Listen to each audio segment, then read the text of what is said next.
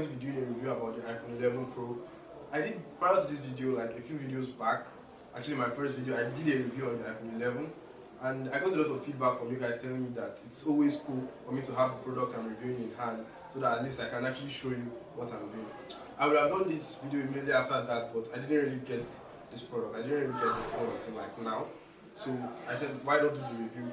First of all, I want to say that this phone is a very nice phone. It's the high-end phone. It's the high-end phone basically, and it offers quite a number of cool features. First of all, the design is more sleek than the prior phone, that's the XS and the 11 Pro. The display is also very nice. The battery is also very cool, and it has 3 cameras. Those are basically the most intense and most noticeable features. So yeah, this video is going to be quite interesting, so I actually advise you guys to stay to the end, and let's get right into it.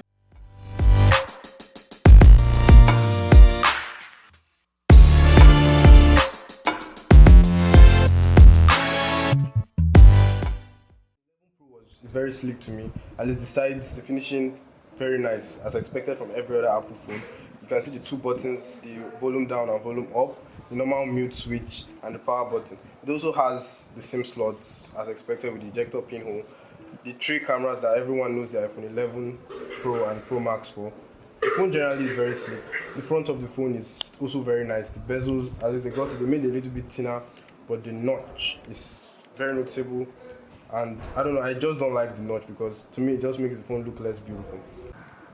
So guys, the glass of this phone is, Apple says it's the thickest they've produced on any iPhone. So yeah, you can drop it from as high as you want, but I won't advise you to do that.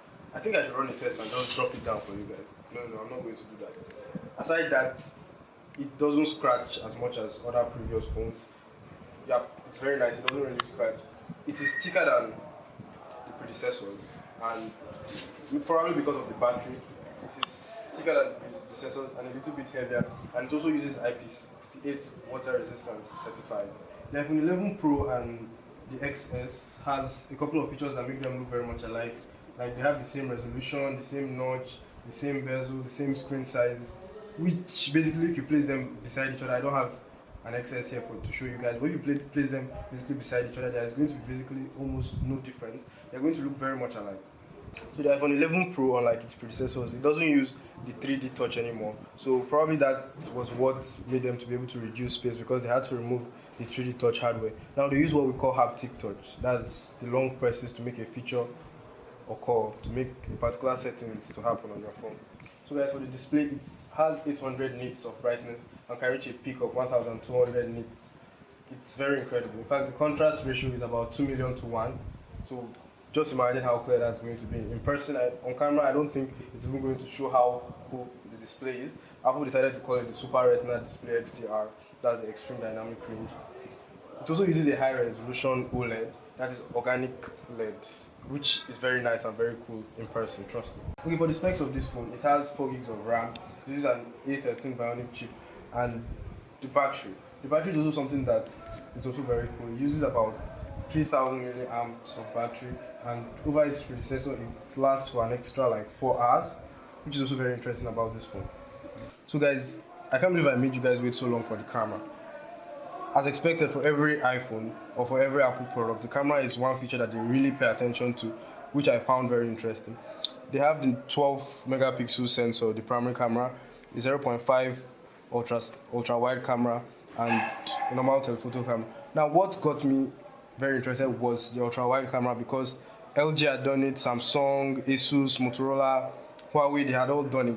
We're just waiting for what Apple is going to offer to us, and they finally given us the ultra wide camera, which has a 120 angle field of view. Yeah, this is the ultra wide, this is the normal, and this is the 2x, like that's 2 times. Now one interesting feature I saw is at normal mode, they have this kind of preview of what the ultra wide will look like, but when you come up close, it kind of fades out because it basically senses that you're close, but when it's a little far, when what you're doing is a little far, it slowly fades back in to really give you the preview of what you can have. It's kind of nice. The reason why it fades away is because it's close, and I believe it's for landscape basically. 0.5 is for landscape. You can also, if you don't want it directly, you can also actually change you can change how much you want it to either be wide or how much you want to zoom. Guys, that's basically all about the iPhone 11 Pro. It's the phone I feel if you have enough money to get, you should actually get this phone because it's very nice. And if you're not comfortable with having the back out, you can just get a skin for it, which I believe makes it look even better, makes it look finer and very cool. Anyways, thanks for watching. Don't forget to like and subscribe. I'm going to catch you guys in the next one.